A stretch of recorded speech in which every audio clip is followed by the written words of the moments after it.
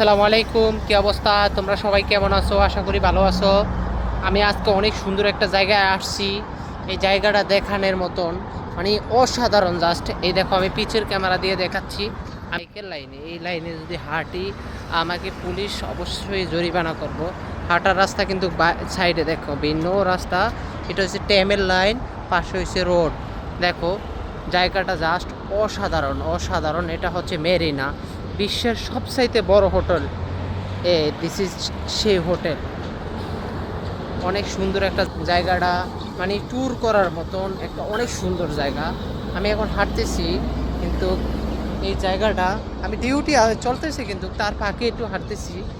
অনেক সুন্দর, জাস্ট অসাধারণ। এই বিল্ডিংয়ের ভিতরে সবগুলা, এই দেখেন গোলাগুলা দেখা যাচ্ছে এত বড়, 100 তলার উপরে। এগুলা 100 তলার উপরে, পৃথিবীর সবচাইতে বড় হোটেল। এই দেখেন, এই যে এখানে হচ্ছে সবগুলা কত এখন আমি আসছি হাঁটার জায়গাতে, অরিজিনাল জায়গাতে আসছি।